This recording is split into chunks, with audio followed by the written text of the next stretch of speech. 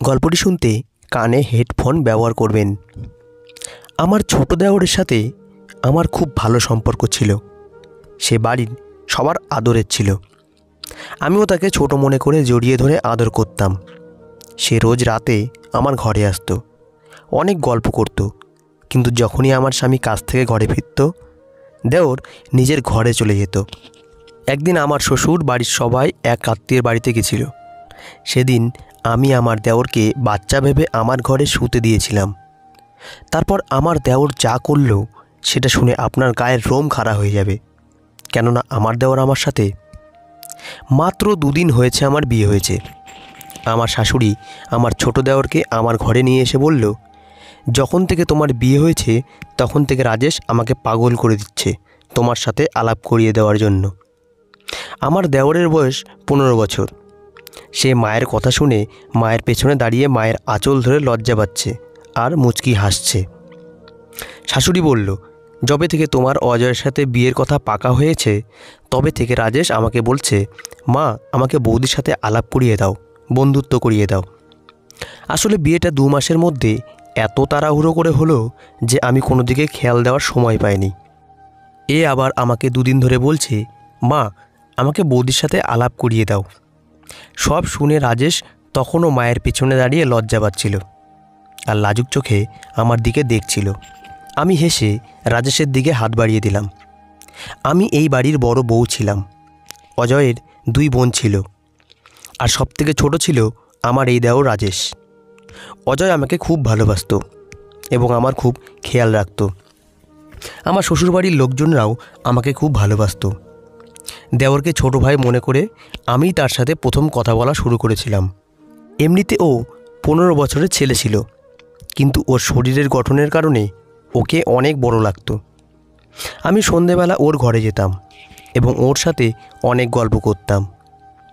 খুব তাড়াতাড়ি আমরা দুজন খুব ভালো বন্ধু হয়ে উঠেছিলাম। সেও কোনো রকম সংকোচ না করে আমার ঘরে প্রায়ই আসতো। একদিন আমি ওর ঘরে গেলাম, তখন ও টিভি দেখছিল। আমাকে দেখে খুব ঘাবড়ে গিয়ে ওর চ্যানেলটা চেঞ্জ করে দিল।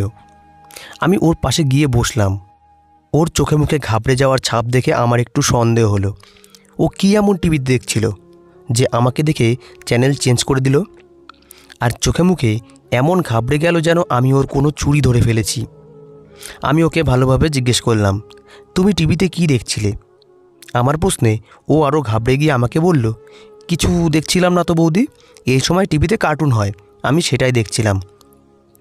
আমি ওকে বললাম, যে চ্যানেলটা তুমি দেখছিলে সেটা এক্ষুনি লাগাও, আমি দেখতে চাই তুমি কি দেখছিলে। তারপর ও সেই চ্যানেলটা লাগালো যেটা ও দেখছিল। সেটা দেখার পর আমি আমার চোখ বন্ধ করে নিলাম। আমি আর দেখতে পারছিলাম না। আমি রেগে গিয়ে রাজেশকে বললাম, তুমি এইসব দেখো টিভিতে? আজ রাতে আমি তোমার দাদাকে বলে দেব।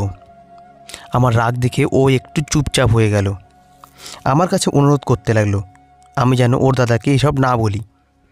আমি রেগে গিয়ে আবারও তাকে বললাম, তুমি এই ভয়ঙ্কর মুখগুলো রাত্রে কী করে দেখো? এইসব ভয়ঙ্কর জিনিস দেখে তোমার রাতে ঘুম আসে কী করে?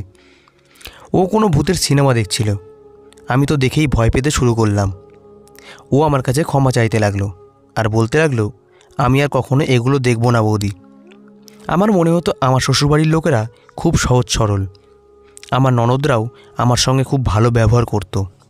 আমি নিজেকে খুব সুখী এবং ভাগ্যবতী মনে করেছিলাম। কিন্তু আমি জানতাম না এই সব খুশি শুধু একটা নাটক মাত্র। আমি কোনো বড়সড় বিপদের মুখে পড়তে চলেছি। আমার সাথে যা হয়েছিল সেটা ভেবে একজন মহিলা ভয়ে কাঁপতে বাধ্য হবে। আমার জীবনে এমন বিপদ এসেছিল যেটা সহ্য করা মৃত্যুর সমান। আমি আমার ভাই বোনেদের মধ্যে সব থেকে ছোট ছিলাম, যে কারণে আমাকে সবসময় ভাই বোনেরা উপেক্ষা করত। যেহেতু তারা আমার থেকে বড় ছিল, তাই তারা একসঙ্গে কোনো বিষয় আলোচনা করলে যদি আমি তাদের কাছে যেতাম, আমাকে তারা সরিয়ে দিত, বলতো তুই ছোট, বড়দের কথার মাঝখানে কেন এসেছিস? আমি জীবনে বড় একা ছিলাম, তাই রাজেশকে দেখে আমার ছোটোবেলার কথা মনে পড়ে গেছিল। আমার ভাই বোনেদের কাছে আমি বিশেষ পাত্তা পেতাম না, তাই আমার মনে হয়েছিল রাজেশের সঙ্গেও হয়তো সেরকমই কিছু ঘটে। আমার 2 ননদের মধ্যে বেশ মিল ছিল, তারা দুজন প্রায় একসঙ্গে থাকতো। তাই আমি রাজেশের দিকে বেশি খেয়াল দিতে শুরু করলাম। আমি ওর পছন্দের খাবার তৈরি করে দিতাম, ওর ছোটোখাটো কোনো কাজ করে দিতাম, ওর সঙ্গে খেলতাম, যাতে আমি ছোটোবেলায় যে কষ্টটা সহ্য করেছি সেটা যেন রাজেশকে সহ্য করতে না হয়। একদিন রাজেশ আমার ঘরে এলো। তখন অজয়ের অফিস থেকে আসার সময় হয়ে গিয়েছিল। আমি একটা সুন্দর ড্রেস পরে ঘরে মেকআপ করছিলাম। রাজেশ আমাকে এক দৃষ্টিতে দেখতে থাকলো, আর হঠাৎ আমার মেকআপ বক্স থেকে একটা গোলাপি কালারের লিপস্টিক তুলে নিয়ে আমার হাতে দিয়ে বলল, বৌদি এই লিপস্টিকটা লাগাও, এই রঙটা আমার খুব পছন্দ। ও ছোট, তাই ওর মনে কষ্ট দেব না ভেবে আমি ওর হাত থেকে লিপস্টিকটা নিয়ে ঠোঁটে লাগালাম। ও ধীরে ধীরে আমার দিকে এগিয়ে এলো, দু হাত দিয়ে আমার মুখটা তুলে ধরলো আর বলল, বৌদি এবার তোমাকে খুব সুন্দর লাগছে। বলে ও আমাকে আস্তে করে জড়িয়ে ধরল। আমি ওর এই ব্যবহারে হকচকিয়ে গেলাম। কিছু না বুঝে উঠে সঙ্গে সঙ্গে আমি ওকে আমার থেকে দূরে ঠেলে দিলাম। ও পেছনে সরে গিয়ে আমাকে এক দৃষ্টিতে দেখতেই থাকলো। আমি খুব রেগে গিয়ে ওর দিকে তাকালাম। তখনও ও আমাকে বলতে লাগলো, দিদিদের থেকেও আমার তোমাকে বেশি ভালো লাগে, কিন্তু আমার এই আচরণ যদি তোমার খারাপ লেগে থাকে তাহলে আমি তোমার কাছে ক্ষমা চাইছি। সে মাথা ঝুঁকিয়ে লজ্জিত হয়ে এই কথাগুলো আমাকে বলল। তারপর ঘরের বাইরে বেরিয়ে গেল। তারপর আমি নিজে লজ্জিত অনুভব করলাম। আমি মনে মনে ভাবলাম, ছিছি, এ আমি কি করলাম? ও আমাকে বড় দিদির মতো মনে করে, তাই হয়তো আমাকে জড়িয়ে ধরেছিল। আর আমি ওকে কত ভুল ভাবলাম, ওকে কত বাজেভাবে দূরে ঠেলে দিলাম। ও আমার ব্যাপারে কি ভাবলো? ভাই বোনের ভালোবাসাকে কলঙ্কিত করলাম।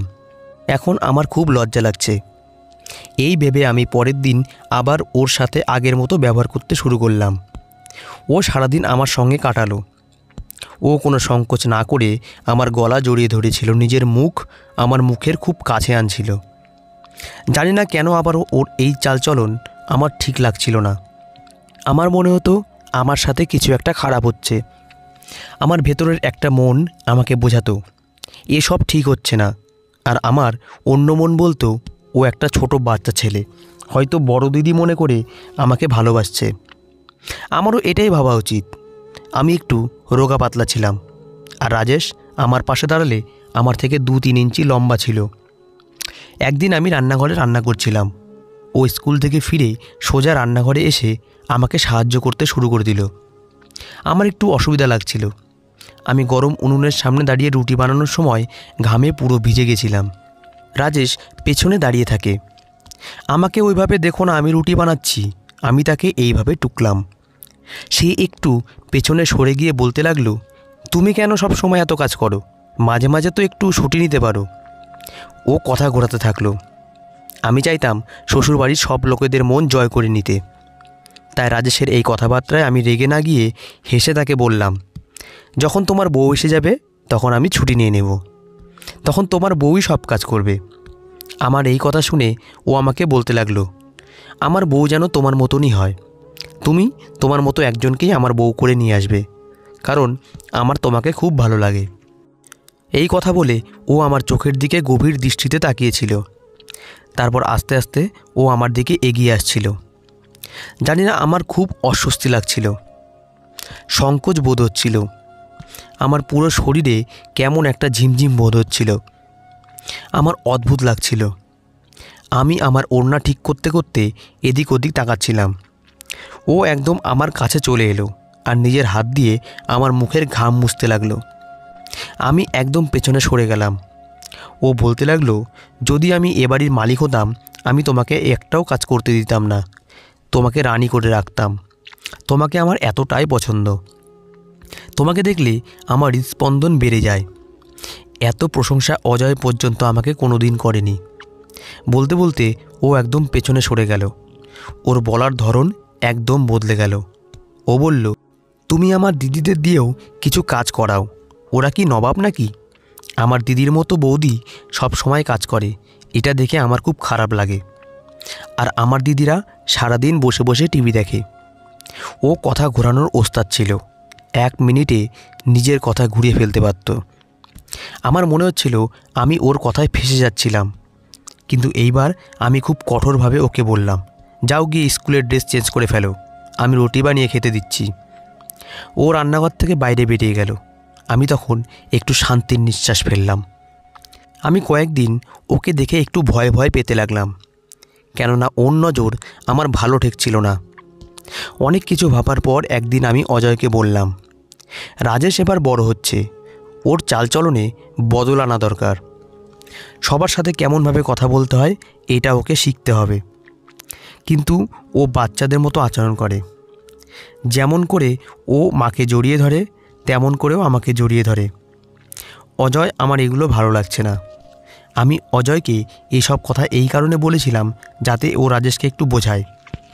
আমি কারোর চোখে খারাপ হতে চাইছিলাম না। আমি যদি রাজেশকে বকতাম তাহলেও আমার ননদ আমার শাশুড়িকে গিয়ে ওকে বকা দেওয়ার কথা বলে দিত। তখন তারা ভাবতো আমি সবার মনের মধ্যে বিষ ঢালছি। যদি অজয় রাজেশকে বারণ করত তাহলে নিশ্চয় রাজেশ রান্নাঘরে আসা বন্ধ করে দিত। শ্বশুরবাড়িতে বৌমা যদি একটু অন্যরকম ব্যবহার করে তাহলে সবাই তাকে অন্য চোখে দেখে, কিন্তু এটা কেউ বোঝার চেষ্টা করে না সে ওরকম ব্যবহার কেন করছে। আর সবাই বৌমাকে দোষ দিতে থাকে, সে হয়তো একলা থাকার জন্য এই ধরনের ব্যবহার করছে। তাই আমি কাউকে সহজভাবে কথাগুলো বলতে পারতাম না। তাই আমি চাইতাম অজয় যেন রাজেশকে বোঝায়। কিন্তু অজয় আমার কথাগুলো শুনে হাসতে লাগলো আর বলতে লাগলো, তুমিও না অদ্ভুত ধরনের কথা বলো। আরে এ তো ছোটো বাচ্চা, ও হয়তো মায়ের মতো ভেবে তোমাকে একটু জড়িয়ে ধরেছে, আর তুমি এইটুকু কথাতে কত বড় করছো। অজয় এগুলোকে খুব সহজভাবে মনে করে পাত্তা দিল না। আমি ভাবতে লাগলাম আমি এই বিষয়ে কার সাথে কথা বলবো। এটা ঠিক যে ও আমাকে বৌদি মনে করে, আমি ওকে ভাই মনে করি, কিন্তু ওর তাকানোর ধরন এবং কথাবার্তা খুব অচেনা লাগে আমার। এগুলো তো মা ভাই বোনদের ওকে বোঝানো উচিত। এটা একদম ঠিক বৌদি দিদির মতো হয়, কিন্তু সেখানে কিছু সীমা থাকে। আমি তারপর একটু ভয়ে ভয়ে আমার শাশুড়ির সাথে রাজেশের ব্যাপারে কথা বললাম। সেও আমার কথা শুনে হাসতে লাগলো আর বলতে লাগলো, তুমি এতটাই ভালো যে আমরা তোমার ফ্যান হয়ে গেছি। আমি তো এখন এটাই চাই যে আমার আরেকটা বৌমাও যেন তোমার মতনই হয়। আমার শাশুড়ি তো এই বিষয়টার একটা অন্য মানে করে দিল। আমি চুপ হয়ে গেলাম। আমার শাশুড়ির এই বেপরোয়া ভাব আর আমার স্বামীর সব কথাকে হালকাভাবে নেওয়া স্বভাব, এর খুব খারাপ ফল আমাকে ভোগ করতে হয়েছিল। এরপর আমি নিজেই ভেবে নিলাম আমাকে কি করতে হবে। আমি রাজেশের সঙ্গে সহজভাবে মেলামেশা বন্ধ করে দিলাম। আমি ওর ঘরে যাওয়া বন্ধ করে দিলাম। আমি ওর সঙ্গে বেশি কথা বলাও বন্ধ করে দিলাম। সেটা ও বুঝতে পারছিল। ও একদিন আমাকে বলল, আমার কোনো ব্যবহার কি তোমার খারাপ লেগেছে বৌদি? আমি বললাম, না তা না। তাহলে তুমি আমার সঙ্গে কথা বলো না কেন? আমি তাকে বললাম, আজকাল আমি কাজে একটু বেশিই ব্যস্ত হয়ে পড়েছি। আমার কথা শুনে ও আমার দিকে এক দৃষ্টিতে তাকিয়ে রইল আর হেসে বলল, তোমার মুখের ওই কালো তিলটা আমার খুব ভালো লাগে। মন চায় সারাদিন আমি তোমাকে এইভাবেই দেখতে থাকি। আমি ওকে ভালোভাবে বুঝিয়ে বললাম, আমার দিকে ওইভাবে তাকিয়ে থেকো না। দিদির সঙ্গে এই ধরনের কথা বলাটাও উচিত নয়, তাকে এইভাবে দেখাটাও উচিত নয়। আমার কথা শুনে ও নিজেকে সামলে নিল আর সেখান থেকে চলে গেল। কিছুদিন ধরে আমার শরীরটা ভালো যাচ্ছিল না, মাঝে মাঝেই মাথা ঘুরে যাচ্ছিল। যখন অজয় আমাকে ডাক্তারের কাছে নিয়ে গেল তখন জানতে পারলাম আমি মা হতে চলেছি। খবরটা পেয়ে আমার শ্বশুরবাড়ির সবাই খুব খুশি হয়ে গেল। সবাই আরও বেশি করে আমার খেয়াল রাখতে শুরু করলো। কিন্তু ডাক্তার আমাকে কিছুদিন বেড রেস্ট দিয়েছিলেন। তখন থেকে বাড়ির সব কাজ আমার দুই ননদ এবং আমার শাশুড়ি করতে লাগলো এবং আমার বেশিরভাগ সময় ঘরেই কাটতে লাগলো। একদিন রাতে আমার শাশুড়ি, ননদ, স্বামী সবাই আমাদের এক আত্মীয়ের বিয়েতে যাওয়ার জন্য তৈরি হচ্ছিল। যেহেতু বিয়েবাড়িটা পাশের গ্রামে হচ্ছিল আর ডাক্তার আমাকে বেশি হাঁটাচলা করতে বারণ করেছিল, তাই আমি সেখানে গেলাম না। জানি না কেন রাজেশ পরীক্ষার বাহানা দিয়ে বাড়িতে থেকে গেল। আমি আমার বাপের বাড়ি চলে যাব ভাবছিলাম, কিন্তু যেহেতু রাজেশ বাড়িতে থেকে গেল তাই আমার শাশুড়ি বলল আমরা রাতেই ফিরে আসব, বিয়ে তো সন্ধ্যের মধ্যেই শেষ হয়ে যাবে। যেহেতু আমি বাড়ির একজন ভালো বউ হতে চেয়েছিলাম তাই শাশুড়ির কথা রাখার জন্য আমি বাড়িতে থেকে গেলাম। রাতের খাওয়ার পর আমি নিজের ঘরে চলে গেলাম, দরজা লক করে দিলাম। আমার খুব ঘুম পাচ্ছিল। অজয়, শাশুড়ি ওরা সবাই বিয়ে বাড়ি থেকে বেরোবে এমন সময় আকাশ মেঘ কালো হয়ে অন্ধকার করে এলো। এত জোরে ঝড় বৃষ্টি হতে লাগলো যে অজয় বলল, আমাদের এখান থেকে বেরোনো খুব মুশকিল, আমরা কাল সকালেই আসতে পারবো। সে আরও বলল, জোরে মেঘ ডাকলে, ভারী বৃষ্টি হলে রাজেশ খুব ভয় পায়। ও বাড়িতে একা আছে, ও যেন ভয় না পায়। তুমি রাজেশকে নিজের ঘরে শুতে নিও। অজয়ের এই কথাটা আমার ভালো লাগলো না। আমি কেন রাজেশকে আমার ঘরে শুতে নেব? আমি অজয়কে বললাম, রাজেশ এতটাও ছোট নয় যে বৃষ্টিতে ভয় পাবে। ওকে আমার ঘরে শুতে নেওয়া আমার মোটেই পছন্দ হচ্ছে না। অজয় এইবার রেগে গিয়ে আমাকে বলল, তুমি কি সব সময় রাজেশ বড় হয়ে গেছে এই সব চিন্তাভাবনা করো? ও এখনও ছোট আছে, ওর চিন্তাভাবনাও এখনও বাচ্চাদের মতোই আছে। দয়া করে আমার সাথে তর্ক করো না, যা বলছি সেটা করো। এই বলে অজয় ফোন কেটে দিল। কিন্তু তবুও আমি রাজেশকে আমার ঘরে ডাকলাম না। আমি শুয়ে পড়লাম। কিন্তু জানি না রাত তখন কটা হবে, এত জোরে মেঘ ডাকলো মনে হলো কোথাও বাজ পড়েছে। আমিও ভয় পেয়ে উঠে বসে পড়লাম। এমন সময় লাইটও চলে গেল। হঠাৎ করে গিয়ে যেন আমার দরজায় জোরে করে ধাক্কা দিয়ে উঠল। আমি আরও ভয় পেয়ে গেলাম। রাতের অন্ধকারে ঠিকমতো কিছু দেখা যাচ্ছিল না। আমি জিজ্ঞাসা করলাম, কে বাইরে? বাইরে থেকে আওয়াজ এলো, বৌদি আমি রাজেশ। বৌদি আমি রাজেশ, তাড়াতাড়ি দরজা খোলো, বৌদি আমার খুব ভয় করছে। আমি অন্ধকারের মধ্যে কোনো রকমে দরজার কাছে পৌঁছালাম। আমার কোমরে সমস্যা ছিল আর কিছুদিন ধরে আমি দুর্বল বোধ করছিলাম। দরজা খুলে দেখলাম রাজেশ হাতে টর্চ নিয়ে ভয়ে জড়সড় হয়ে দাঁড়িয়ে আছে। ও বলতে লাগলো, আমার খুব ভয় করছে বৌদি। ওর চোখে মুখে স্পষ্ট ভয়ের ছাপ ছিল। অজয় আমাকে বলেছিল ওকে আমার ঘরে শুতে নিতে, আর ওই এখন খুব ভয় পেয়েছে বলে মনে হচ্ছিল। আমি ওকে ঘরের ভেতরে ঢুকতে নিলাম। ও ঘরে ঢুকে দরজা বন্ধ করে দিল। আমার ভয় লাগছে বলে ও আমাকে শক্ত করে জড়িয়ে ধরল। এই সময় সত্যিই মনে হচ্ছিল ও খুব ভয় পেয়ে গেছে। আমি ওকে একদম ছোট বাচ্চাদের মতো বোঝাতে লাগলাম, কিচ্ছু হবে না তোমার, কিচ্ছু হবে না, এই তো আমি আছি তোমার পাশে। ওকে বোঝাতে আমাকে অন্যরকমভাবে আরও শক্ত করে জড়িয়ে ধরল। আমি ভাবলাম হয়তো ও ভয়ের চোটে আমাকে মা বা দিদির মতো মনে করে জড়িয়ে ধরেছে। কিন্তু কিছুক্ষণ পরেই আমি ভালোভাবে বুঝলাম যে ও আমাকে অন্য কোনো মতলব নিয়ে জড়িয়ে ধরেছে এবং ও আমার থেকে অন্য কিছু আশা করছে। আমি ওকে ঝটকা দিয়ে ঠেলে দিলাম, নিজেও অনেকটা সরে গেলাম। এমন সময় লাইট চলে এলো।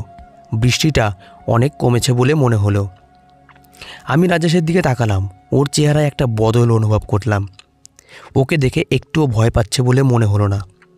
আমি ওকে বললাম, এবার ঝড় বৃষ্টি থেমে গেছে, নিজের ঘরে যাও, এখন আর ভয়ের কোনো কারণ নেই।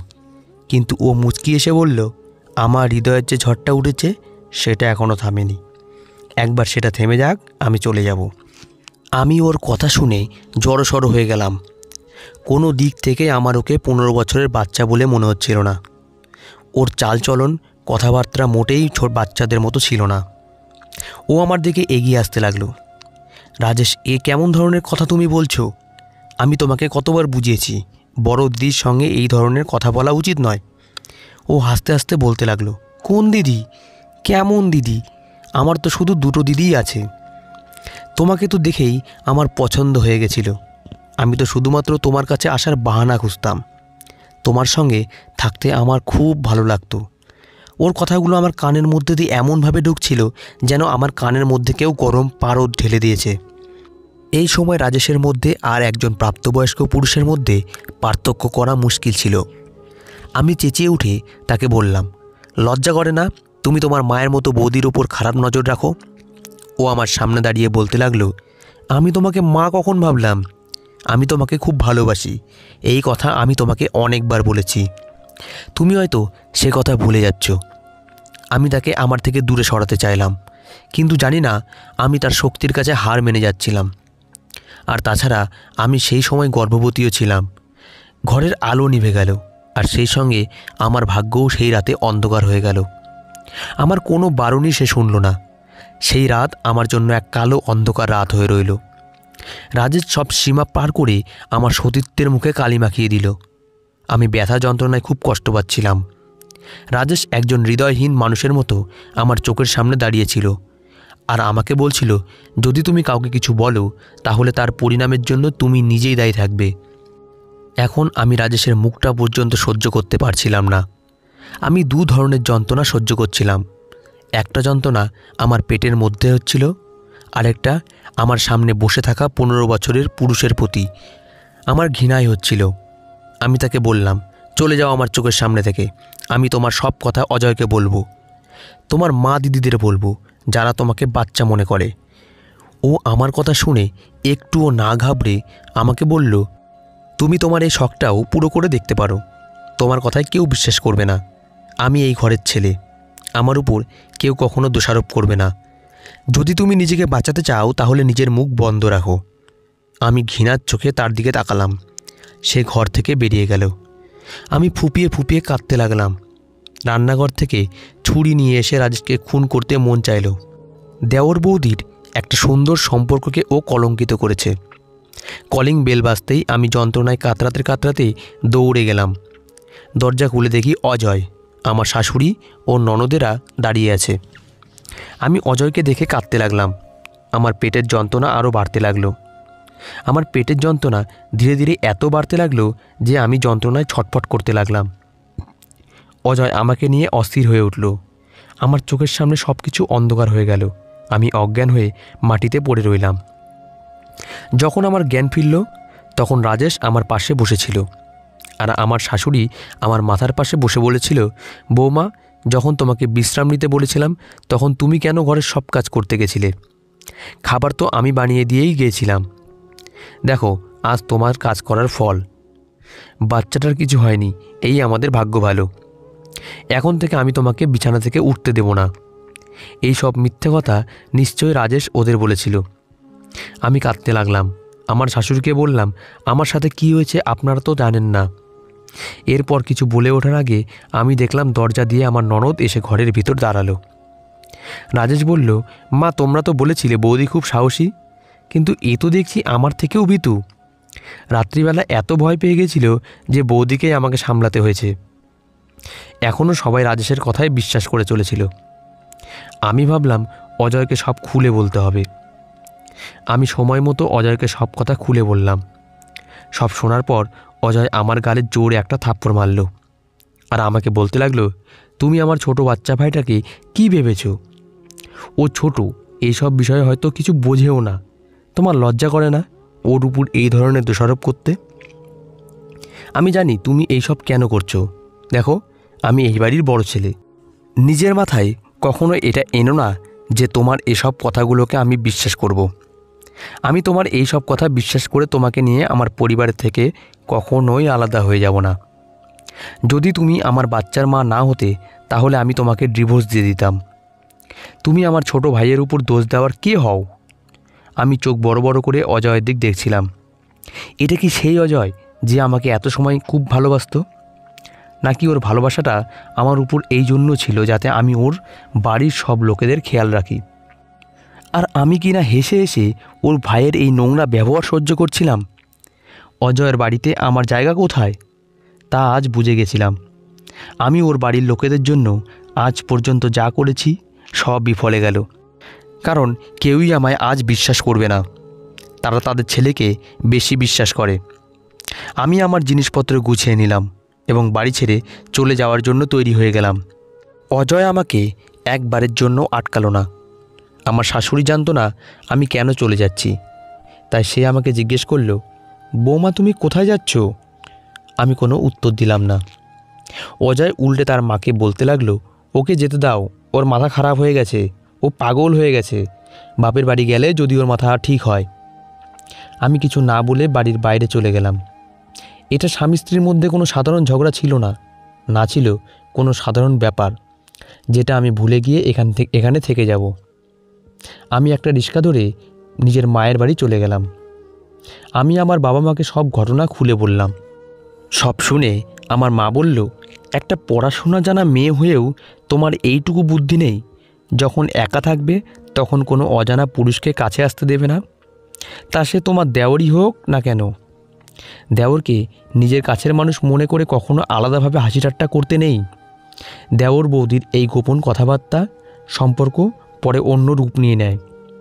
তুমি কেন ওকে নিজের কাছে আসতে দিয়েছ? আমার মা আমাকে বলল, তোমার যখন প্রথম থেকেই ওর আচরণ ব্যবহার ভালো লাগতো না, তাহলে কেন তুমি ওর সঙ্গে দূরত্ব রাখোনি? বা তুমি এখন আমাদেরকে যে কথা বলছো সে কথা যদি তুমি আগে আমাদেরকে বলতে, তাহলে আমি তোমাকে বুঝিয়ে দিতাম তোমাকে কিভাবে ওখানে থাকতে হবে। তুমি তো নিজের ঘর সংসার শেষ করে ফেলেছো। সংসারের সবাইকে খুশি রাখতে গিয়ে তুমি সব হারিয়ে ফেলেছো। আমার মাও আমার উপর রাগ দেখাচ্ছিল, কিন্তু সত্যিই কি আমার একার দোষ ছিল? আমি তো এই ব্যাপারে অজয়ের সঙ্গে কথা বলেছিলাম, আমার শাশুড়ির সঙ্গেও কথা বলেছিলাম। তাদের কি উচিত ছিল না তাদের ছেলেকে এটা বোঝানো যে দেওর বৌদির সম্পর্ক কতটা পবিত্র হয় এবং এই সম্পর্কের মাঝখানে কতটা দূরত্ব রাখতে হয়? একদিন একটা অচেনা নাম্বার থেকে আমার কাছে ফোন এলো। আমি গলা শুনেই বুঝে গেছিলাম এটা রাজেশ। সে আমাকে বলতে লাগলো, বৌদি তুমি বাড়ি ফিরে এসো, আমাকে ক্ষমা করে দাও। আমি তোমাকে আর কখনো বিরক্ত করব না। আমি আমার ভুল বুঝতে পেরেছি। আসলে আমার বন্ধুরা আমাকে নোংরা সিনেমা দেখাতো। যেদিন তুমি আমাকে চ্যানেল চেঞ্জ করতে দেখেছিলে সেদিন আমি ভূতের সিনেমা নয়, বরং সেই নোংরা সিনেমায় দেখছিলাম। এইসব নোংরা জিনিস দেখে আমি নিজেকে ঠিক রাখতে পারিনি। আমাকে ক্ষমা করে দাও আর বাড়ি ফিরে এসো। আমি বললাম, তুমি যা করেছো সেটাকে ভুল বলে না, অপরাধ বলে। আমি তোমাকে কখনো ক্ষমা করতে পারবো না। তোমার পরিবারের লোকজনদেরও দোষ আছে, যারা তোমার রোজকার চালচলনের ওপর নজর রাখে না আর চোখ বুজে তোমাকে বাচ্চা ভেবে বসে আছে। আমি তোমার দাদাকে ডিভোর্স দিয়ে দেব। তোমাদের মতো মানুষদের মুখ পর্যন্ত আমি দেখতে চাই না। এই বলে আমি ফোন কেটে দিলাম। কিছুদিন পর আমার ছেলে হলো আর আমি অজয়কে ডিভোর্স দিয়ে দিলাম। এই ধরনের সম্পর্কের পরিণাম এমনটাই হয়। বন্ধুরা, এটা একটা কাল্পনিক গল্প। পৃথিবীতে এমন মানুষও আছে যে কিছু কিছু পবিত্র সম্পর্কে বোঝে না। এর মানে এই নয় যে সব মানুষই এরকম হবে। আপনাদের কি মনে হয়, সব মানুষের মধ্যে এমন মনুষ্যত্ব বিরাজ করে? কমেন্ট করে জানাবেন। আর গল্পটি ভালো লাগলে চ্যানেলটি সাবস্ক্রাইব করার জন্য অনুরোধ রইল। ধন্যবাদ।